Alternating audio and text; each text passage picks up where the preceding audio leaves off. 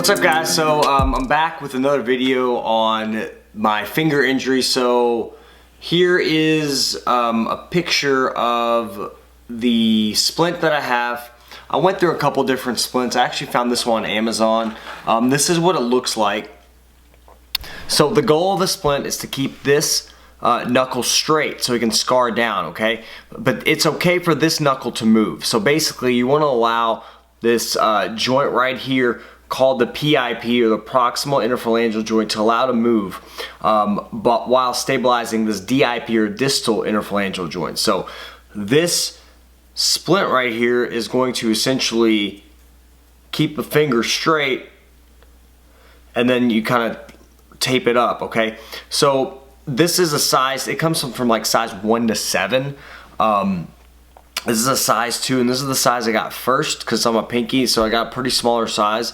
But turns out that if you put this on your bare skin, it's going to really irritate your tissue. So I use pre-wrap, so basic pre-wrap right underneath the splint. So I had to go up one size on the splint, and I'll send you guys a link below on exactly where the splint is. I got it on Amazon. I think it's around $8–10, something like that, not too terribly much.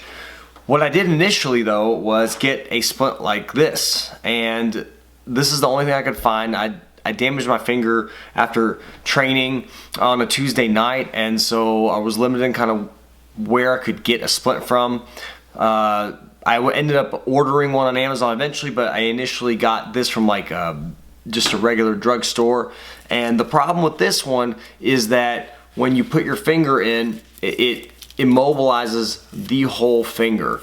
Okay, it's kind of cumbersome, it's kind of big, but it immobilizes the whole knuckle. So even this PIP that we talked about gets immobilized, and that turns into a problem. It really causes a stiff joint and also limits your function. So with my finger being able to bend at this knuckle right here, I'm able to grip a lot better. I'm able to use it a lot more. My finger doesn't get as stiff. So this is the one I've had good success with, and I'll show you guys a little bit about how to change this splint. So I like the tape gets kind of gross, but I take it off, I clean my finger up, and retape it. And then I usually wear like a rubber glove or something if I'm at work or doing things with my hands, just to keep the area clean. So let me show you guys how my wife and I actually take this off and then reapply it.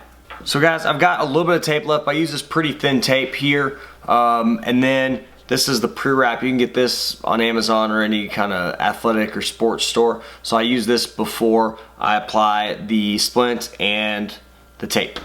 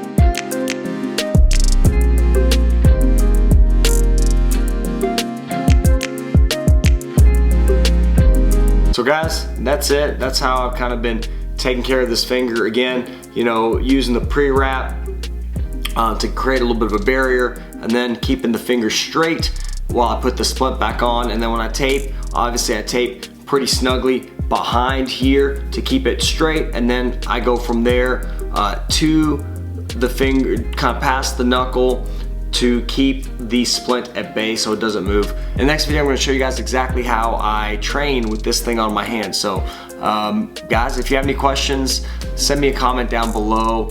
And as always, you know, appreciate you checking out the video, and thanks for looking at my gross finger. See you next time.